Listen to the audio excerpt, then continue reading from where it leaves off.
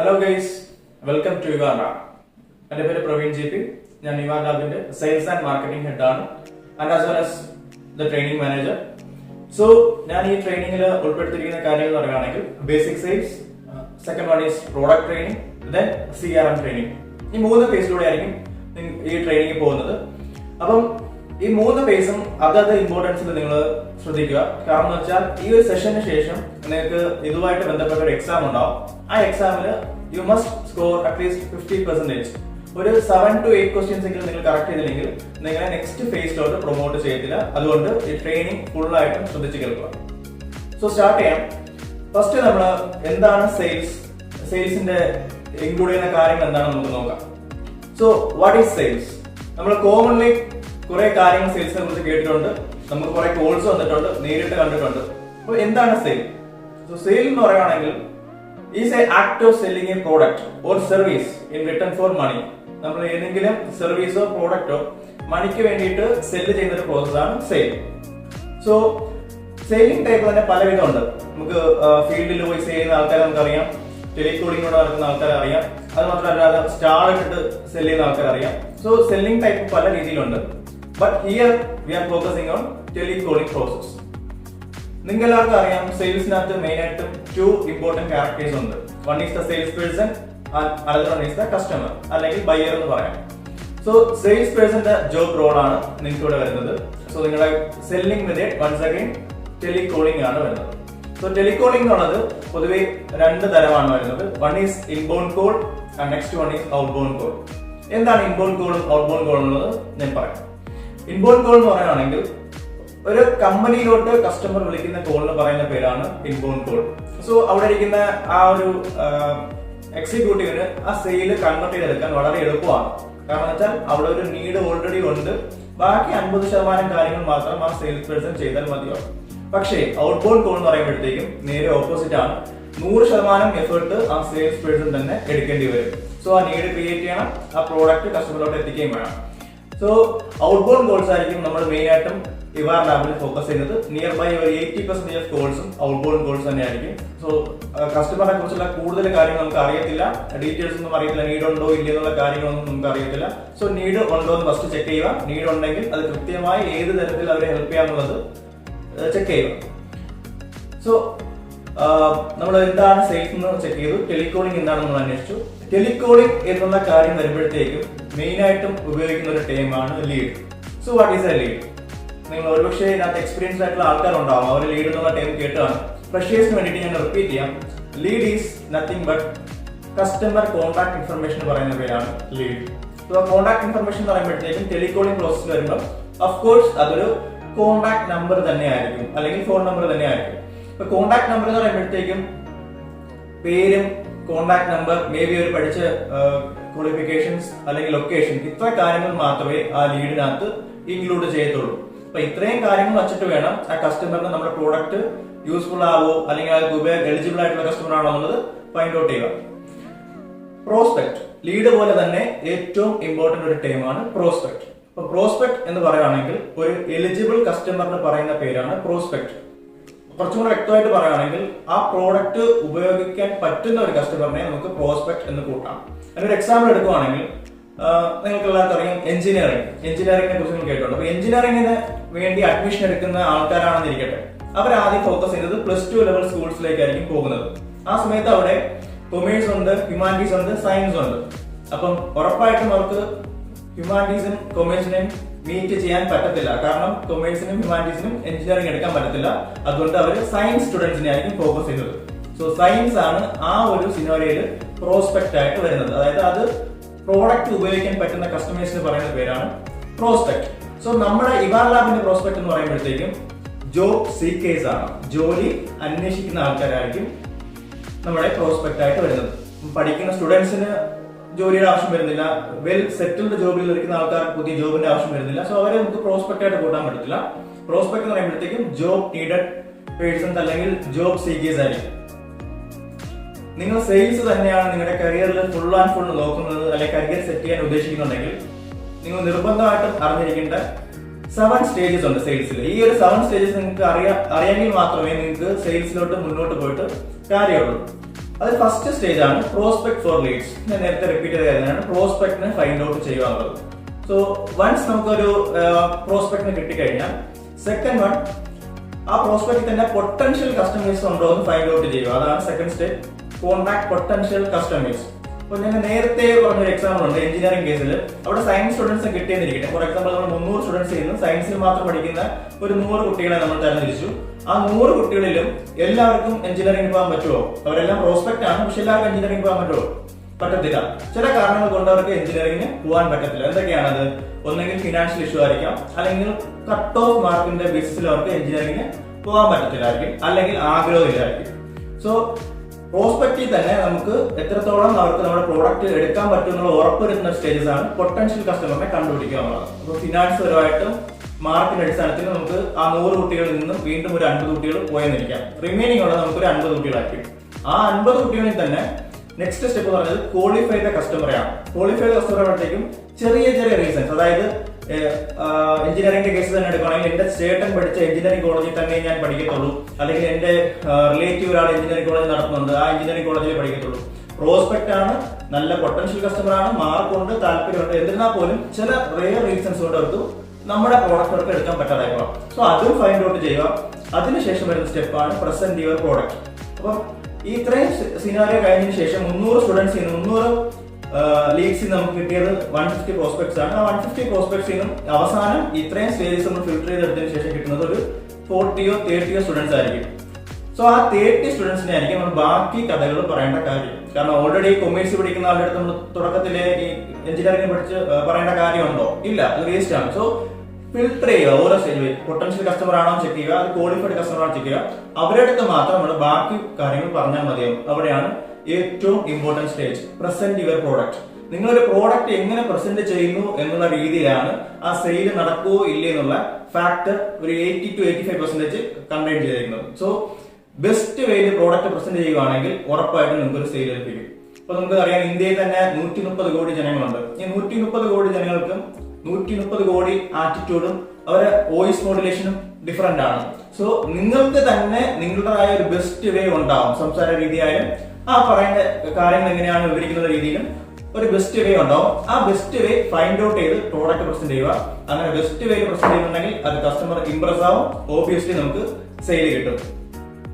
Once നമ്മൾ product best ആയിട്ട് present ചെയ്യുമ്പോൾ ഉറപ്പായിട്ടും കസ്റ്റമറിന്റെ ഭാഗത്ത് നിന്ന് വരുന്ന ഒരു സാധനമാണ് ഒബ്ജെക്ഷൻ. ഒബ്ജെക്ഷൻ ഉറപ്പായിട്ടും ഒരു കസ്റ്റമർ ഒരു ഒബ്ജെക്ഷനെങ്കിലും പറയും. ആ ഒബ്ജെക്ഷൻസ് നമുക്ക് ഓവർകം ചെയ്യാൻ പറ്റുന്നുണ്ടെങ്കിൽ നമുക്ക് സെയിൽ ക്ലോസ് ആവും. കൂടുതലും ഫ്രീക്വന്റ് ആയിട്ട് വരുന്ന ഒബ്ജെക്ഷൻസ് പറയുകയാണെങ്കിൽ അത് പ്രൈസ് കൂടുതലാണ്, ഇതെനിക്ക് ഉപയോഗിക്കാൻ പറ്റുമെന്ന് തോന്നുന്നില്ല, ഉപയോഗപ്പെടുമെന്ന് തോന്നുന്നില്ല, ഇങ്ങനത്തെ ആയിരിക്കും ഫ്രീക്വന്റ്ലി ആസ്ക്ഡ് ഒബ്ജെക്ഷൻസ്. ഈ ഒബ്ജെക്ഷൻസ് ഒക്കെ നിങ്ങൾ കറക്റ്റ് സൊല്യൂഷൻസ് പറഞ്ഞു കൊടുക്കുകയാണെങ്കിൽ ആ സെയിൽ നിങ്ങൾക്ക് ഈസി ആയിട്ട് ക്ലോസ് ചെയ്യാം. സോ വൺസ് നിങ്ങൾക്ക് സെയിൽ ക്ലോസ് ചെയ്യുകയാണെങ്കിൽ ആ ക്ലോസ് ചെയ്ത സെയിലിൽ നിന്ന് തന്നെ നിങ്ങൾക്ക് റെഫറൻസ് ജനറേറ്റ് ചെയ്യാം. അതാണ് the last stage, generate reference. So അവരുടെ ഫ്രണ്ട്സിനെയോ അല്ലെങ്കിൽ അവരുടെ റിലേറ്റീവ്സിനെയോ ആരെങ്കിലും നമുക്ക് ആ പ്രോഡക്റ്റ് അവർക്ക് ഹെൽപ്ഫുൾ ആയിട്ടുണ്ടെങ്കിൽ ബാക്കിയുള്ളവർക്കും സജസ്റ്റ് ചെയ്യാം. അപ്പൊ ഇതാണ് ബേസിക് 7 സ്റ്റേജസ് ഓഫ് സെയിൽസ്. ഇനി എങ്ങനെയാണ് ഈ ഒരു 7 സ്റ്റേജസ് നമ്മുടെ ഇവാർ ലാബിൽ വർക്ക്ഔട്ട് ചെയ്യുന്നത് പറഞ്ഞതാണ്. നമുക്കറിയാം 2020 ഒരിക്കലും മറക്കാൻ പറ്റാത്ത വർഷമാണ്, COVID-19 അറ്റാക്ക്. സോ ഓബിയസ്ലി ഇപ്പോഴും അത് കണ്ടിന്യൂ ചെയ്യുന്നുണ്ട്. ഒരുപാട് പേർക്ക് ജോബ് നഷ്ടപ്പെട്ടിട്ടുണ്ട്. ഏകദേശം 10% ഉണ്ടായിരുന്ന unemployment rate it's come to nearby 25%. അപ്പോൾ ഇപ്പോൾ ഇന്ത്യയിൽ ഒരു 25% ആണ് അൺഎംപ്ലോയ്മെന്റ് റേറ്റ് വരുന്നത്. അപ്പൊ നമ്മുടെ പ്രോസ്പെക്ട് അത് വളരെ കൂടുതലാണ്. സോ അവരിലേക്ക് തന്നെ നമ്മൾ റീച്ച് ചെയ്താൽ തന്നെ നമുക്ക് മാക്സിമം സെയിൽസ് കൺവേർട്ട് ചെയ്യാനായിട്ട് പറ്റും. ഇനി എങ്ങനെയാണ് നമ്മുടെ പ്രോഡക്റ്റിലേക്ക് വരുന്നുള്ളത് പറഞ്ഞത്. So we are moving to the product. നമ്മുടെ സൈറ്റിലേക്ക് കയറാനുള്ള ഒരു URL ആണ് www.ivarlab.com. EWARLAB.com. ivarlab.com. ivarlab.com കയറുവാണെങ്കിൽ അവർ സൈറ്റ് ലുക്ക് ലൈക്ക് ദിസ്, ഇങ്ങനെ ആയിരിക്കും വരുന്നത്. ഇവിടെ നമുക്ക് കാണാൻ പറ്റും റീസെന്റ് ആഡഡ് റെപ്യൂട്ടഡ് കമ്പനിയുടെ പേരുകളും ലോഗോസും നമ്മൾ മെൻഷൻ ചെയ്തിട്ടുണ്ട്. അതുപോലെ തന്നെ അവർക്ക് എങ്ങനെ ജോബ് സെർച്ച് ചെയ്യാം എന്നുള്ള രീതിയിലും നമ്മളൊരു ഓപ്ഷൻ കൊടുക്കുന്നുണ്ട്, സെർച്ച് ബൈ കാറ്റഗറി എന്നുള്ള ഓപ്ഷൻ. ആ ഓപ്ഷൻ ക്ലിക്ക് ചെയ്യുവാണെങ്കിൽ അവർക്ക് അറിയാൻ പറ്റും ഇവിടെ ഏതൊക്കെ കാറ്റഗറീസ് നമ്മളിപ്പോൾ ജോബ് ഇന്നിപ്പോൾ ലൈവായിട്ട് അപ്ഡേറ്റ് ചെയ്തിട്ടുണ്ട്. ഫോർ എക്സാമ്പിൾ ബാങ്കിങ്ങിൽ നമ്മളിപ്പോൾ 2 ജോബ് അപ്ഡേറ്റ് ചെയ്തിട്ടുണ്ട്, BPOയിൽ 31 ജോബ്സ് അപ്ഡേറ്റ് ചെയ്തിട്ടുണ്ട്, സെയിൽസിന് 98 ജോബ്സ് അപ്ഡേറ്റ് ചെയ്തിട്ടുണ്ട്.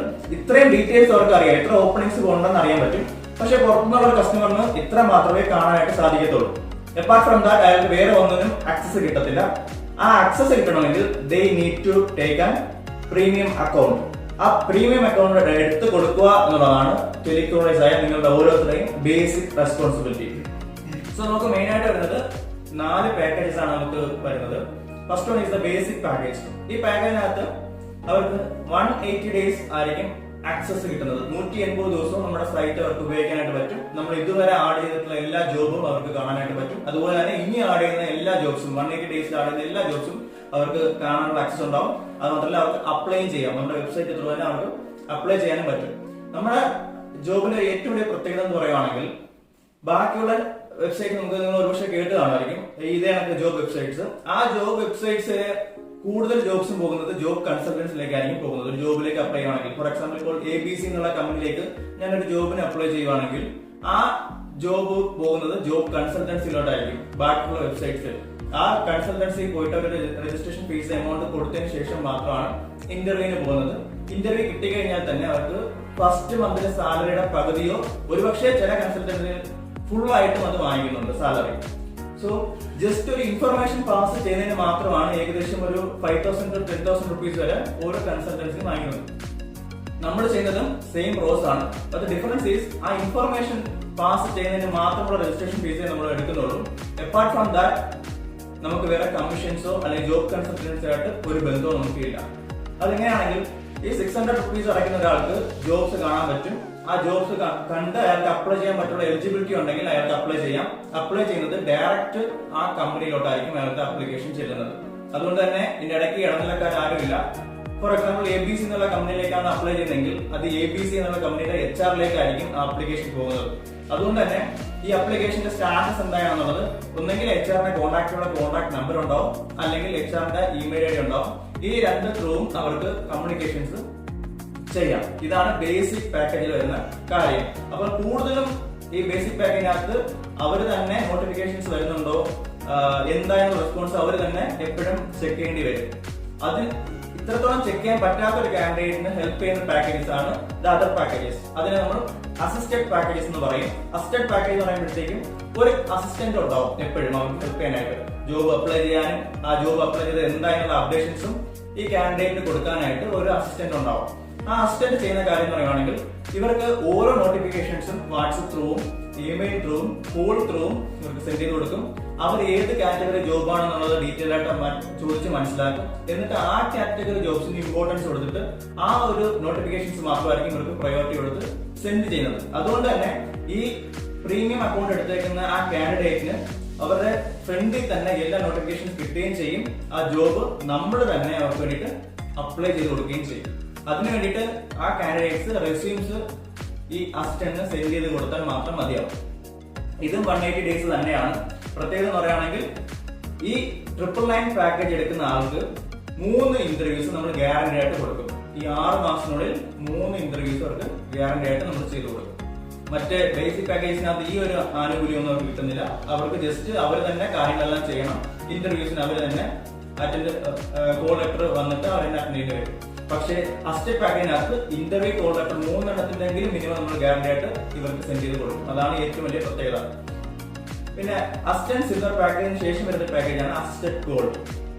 അത് 1499 ആയിരിക്കും നമ്മുടെ പാക്കേജിന്റെ വാല്യൂ വരുന്നത്. സോ ഇതും സെയിം 6 months തന്നെയാണ്. ഇവിടെ സിൽവർ പാക്കേജിനെ വെച്ചുള്ള നോക്കുമ്പോൾ ഡിഫറൻസ് പറയുന്നത് അവിടെ 3 ഇന്റർവ്യൂസ് ആണ് നമ്മൾ ഗ്യാരണ്ടി ചെയ്യുന്നതെങ്കിൽ ഇവിടെ 6 ഇന്റർവ്യൂസ് വരെ നമ്മൾ ഗ്യാരണ്ടി കൊടുക്കുന്നുണ്ട്. And as well as resumes candidate send ചെയ്ത് തരേണ്ട കാര്യമില്ല. നമ്മൾ തന്നെ പ്രൊഫഷണൽ റെസ്യൂംസ് ക്രിയേറ്റ് ചെയ്തിട്ടാണ് കാൻഡിഡേറ്റിന് വേണ്ടിയിട്ട് സെൻഡ് ചെയ്ത് കൊടുക്കുന്നത് കമ്പനിയിലേക്ക്. ഓക്കെ, നമ്മൾ അസിസ്റ്റഡ് സിൽവർ എന്താണെന്ന് നോക്കി. അസിസ്റ്റഡ് സിൽവറിന് വരുന്ന എമൗണ്ട് 999 ആണ്, നമുക്കറിയാം. ഇനി അടുത്ത വരുന്ന പാക്കേജ് അസിസ്റ്റഡ് ഗോൾഡ് ആണ്.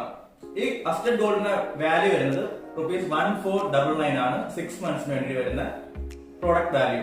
ഈ 1499 ഇവിടെ കിട്ടുന്ന ബെനിഫിറ്റ്സ് എന്ന് പറയുമ്പോഴത്തേക്കും സിൽവർ പാക്കേജിൽ 3 ഇന്റർവ്യൂ വരെയാണ് ഇവർക്ക് ഗ്യാരണ്ടി കൊടുക്കുന്നതെങ്കിൽ ഗോൾഡ് പാക്കേജിനകത്ത് വരുമ്പോഴത്തേക്കും ഇവർക്ക് നമ്മൾ 6 ഇന്റർവ്യൂസ് വരെ ഗ്യാരണ്ടി കൊടുക്കുന്നുണ്ട്. പിന്നെ വേറൊരു പ്രത്യേകതകളുണ്ട്. നമ്മൾ സിൽവർ പാക്കേജിനകത്ത് റെസ്യൂംസ് കാൻഡിഡേറ്റ്സ് ആണ് നമുക്ക് സെൻഡ് ചെയ്ത് തരുന്നതെങ്കിൽ ഇവിടെ നമ്മൾ തന്നെ റെസ്യൂംസ് ബിൽഡ് ചെയ്ത് പ്രൊഫഷണൽ റെസ്യൂംസ് ബിൽഡ് ചെയ്ത് കാൻഡിഡേറ്റ്സ് പകരമായിട്ട് നമ്മൾ തന്നെ അപ്ലിക്കേഷൻസ് ഓരോ കമ്പനിക്കും സെൻഡ് ചെയ്ത് കൊടുക്കും. സോ പ്രൊഫഷണൽ റെസ്യൂമിന്റെ ഡിഫറൻസ് എന്താണെന്ന് ഞാൻ പറഞ്ഞുതരാം. നമ്മൾ കൂടുതൽ പേര് ഉപയോഗിക്കുന്നത് നോർമൽ റെസ്യൂംസ് ആണ്.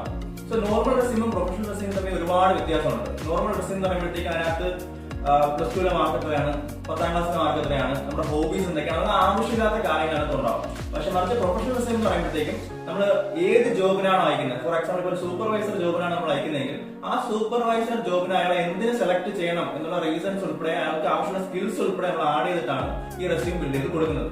സോ ആ ഇന്റർവ്യൂറിന് ഈ റെസ്യൂം കാണുമ്പോൾ തന്നെ ഒരു 50% ഇയാൾക്ക് ജോബ് കൺഫേം ആവുന്നുള്ള ഒരു ഫീലിംഗ് ആ ഇന്റർവ്യൂവിന് കിട്ടും. കാരണം അത്രത്തോളം ഒരു വാലിഡ് കാൻഡിഡേറ്റ് ആണ് എന്റെ ഫ്രണ്ടിൽ ഇരിക്കുന്ന ഫീലിംഗ് ആ റെസ്യൂം കാണുമ്പോൾ തന്നെ ആ ഇന്റർവ്യൂവിന് ഫീൽ ആവും. സോ അതൊരു അഡ്വാൻറ്റേജ് ആണ്. ബാക്കി റിമൈനിങ് മാത്രം ആ കാൻഡിഡേറ്റ് പെർഫോം ചെയ്താൽ മാത്രം മതിയാവും. സോ പ്രൊഫഷണൽ റെസ്യൂമിന്റെ ഏറ്റവും വലിയ ബെനിഫിറ്റ് ആണ് കാൻഡിഡേറ്റ് സ്കിൽസ് കാൻഡിഡേറ്റ്സ് എന്ന് പറയാതെ തന്നെ ആ പ്രൊഫഷണൽ റെസ്യൂം വായിക്കുന്ന ഇന്റർവ്യൂവിന് മനസ്സിലാക്കാനായിട്ട് പറ്റും. സോ പുറമെ മെട്രോപൊളിറ്റൻ സിറ്റീസിലൊക്കെ നിങ്ങൾ പ്രൊഫഷണൽ റെസ്യൂംസ് നോക്കുവാണെങ്കിൽ more than 800 nearby 1000 rupees വരെ ഓരോ റെസ്യൂംസിന് വരുന്നുണ്ട്. പക്ഷേ നമ്മൾ ആ റെസ്യൂംസ് ഈ പാക്കിനകത്ത് അവർക്ക് കൂടെ ഫ്രീ ആയിട്ടാണ് ആഡ് ചെയ്ത് കൊടുക്കുന്നത്. 6 ഇന്റർവ്യൂസ് നമ്മൾ ഗ്യാരണ്ടീഡ് ആയിട്ട് കൊടുക്കുന്നുണ്ട്. നോട്ടിഫിക്കേഷൻസ് ബാക്കി എല്ലാ പാക്കേജിനും പോലെ തന്നെ വാട്സാപ്പും കോളും ഇമെയിൽ ത്രൂ നമ്മൾ സെൻഡ് ചെയ്ത് കൊടുക്കും. ഇതിനടുത്ത ശേഷം വരുന്ന പാക്കേജ് ആണ് സ്റ്റെപ്പ് പ്ലാറ്റിനം. സോ നമ്മൾ സിൽവർ നോക്കി, ഗോൾഡ് നോക്കി. ഇപ്പൊ ഓൾറെഡി സിൽവർ പാക്കേജിനും ഗോൾഡ് പാക്കേജിനും തന്നെ ഒരുപാട് ബെനിഫിറ്റ്സ് ഉണ്ട്. മോർ ദാൻ ദാറ്റ് ആ രണ്ട് പാക്കേജിനെ കാട്ടിയും ഡബിൾ ബെനിഫിറ്റ് കിട്ടുന്ന ഒരു പാക്കേജ് ആണ് പ്ലാറ്റിനം പാക്കേജ്. പ്ലാറ്റിനം പാക്കേജിന് വരുന്ന ഒരു എമൗണ്ട് ആണ് ₹1,999. 1,999 ആയിരിക്കും അവർക്ക് 6 മന്ത്സിലേക്ക് വരുന്ന പ്രോഡക്റ്റ് വാല്യൂ. ഇതിന്റെ ബെനിഫിറ്റ്സ് എന്തൊക്കെയാണെന്ന് ഞാൻ പറഞ്ഞുതരാം. ഇതും same as that 6 months validity ആയിരിക്കും അവർക്ക് കിട്ടുന്നത്. വേറെ സർവീസ് ചാർജോ കാര്യങ്ങളോ ഒന്നും തന്നെ ഇല്ല. ഒബ്വിയസ്ലി ഗോൾഡ് പാക്കേജ് കിട്ടുന്ന പോലെ തന്നെ നമുക്ക് ഫ്രീ ആയിട്ട് പ്രൊഫഷണൽ റെസ്യൂംസ് നമ്മൾ ക്രിയേറ്റ് ചെയ്ത് സെൻഡ് ചെയ്ത് കൊടുക്കും. ആൻഡ് ആസ് വെൽ ആസ് ഇവർക്ക് എക്സ്ട്രാ വരുന്ന ബെനിഫിറ്റ് പറയുകയാണെങ്കിൽ നമ്മൾ ഇന്റർവ്യൂ കോൾ ലെറ്റർ കൊടുക്കുന്ന പോലെ തന്നെ ഇവർക്ക് ഇന്റർവ്യൂ എങ്ങനെ അറ്റൻഡ് ചെയ്യണം എന്നുള്ള ട്രെയിനിങ്ങും കൂടെ ഇതിനകത്ത് ഇൻക്ലൂഡ് ചെയ്തിട്ടുണ്ട്. അതായത് ഇവർ അപ്ലൈ ചെയ്യുന്ന പോസ്റ്റിലേക്ക് ചോദിക്കാൻ ചാൻസ് ക്വസ്റ്റ്യൻസ് എന്തൊക്കെയാണ്, അത് എങ്ങനെ അവർ അറ്റൻഡ് ചെയ്യണം എന്നുള്ള ഒരു കാൻഡിഡേറ്റിനെ മോൾഡ് ചെയ്തെടുക്കുന്ന ഒരു ട്രെയിനിങ്ങും കൂടെ നമ്മൾ ഇതിന്റെ കൂടെ തന്നെ ആഡ് ചെയ്യുന്നുണ്ട്. സിൽവർ പാക്കേജിൽ നമ്മൾ 3 ഇന്റർവ്യൂ ആണ് ഗ്യാരണ്ടി ചെയ്യുന്നത്. ഗോൾഡ് പാക്കേജിൽ 6 ഇന്റർവ്യൂ ആണ് നമ്മൾ ഗ്യാരണ്ടി ചെയ്യുന്നതെങ്കിൽ പ്ലാറ്റിനം പാക്കേജിനകത്ത് 10 ഇന്റർവ്യൂസ് ആയിരിക്കും നമുക്ക് ഗ്യാരണ്ടി ആയിട്ട് നമ്മൾ കൊടുക്കുന്നത്. സോ ഒരു പക്ഷേ തന്നെ ഈ പ്ലാറ്റിനം പാക്കേജ് എടുക്കുന്ന ആൾക്ക് 100% ഒരു ജോബ് കിട്ടാനുള്ള ചാൻസ് വളരെ കൂടുതലാണ്. വിത്തിൻ 6 മന്ത്സ് അല്ല, മേ ബി ബൈ 3 മന്ത്സ് തന്നെ അയാൾക്ക് ഒരു ഗുഡ് ജോബ് കിട്ടാനുള്ള ചാൻസ് ഉണ്ട്. കാരണം അത്രത്തോളം ആ ഒരു കാൻഡിഡേറ്റിനെ നമ്മൾ മോൾഡ് ചെയ്തെടുക്കുന്നുണ്ട്. എങ്ങനെ ട്രെയിനിങ് അറ്റൻഡ് ചെയ്യാം, അവര് ചോദിക്കാനുള്ള ക്വസ്റ്റ്യൻസ് എന്തൊക്കെയാണെന്നുള്ളതൊക്കെ വരെ കൃത്യമായിട്ടും പറഞ്ഞു കൊടുത്ത് മോൾഡ് ചെയ്തെടുക്കുന്നുണ്ട്. അതുകൊണ്ട് തന്നെ ഏറ്റവും ഒരു ക്വാളിഫൈഡ് ആയിട്ടുള്ള ഒരു പാക്കേജ് ആണ് പ്ലാറ്റിനം പാക്കേജ്. സോ നിങ്ങൾ കൂടുതലും പ്ലാറ്റിനം പാക്കേജിലേക്ക് ഫോക്കസ് ചെയ്യുവാണെങ്കിൽ അത് ഒരുപക്ഷെ ആ കാൻഡിഡേറ്റിന് ഏറ്റവും കൂടുതൽ ഗുണം ചെയ്യും.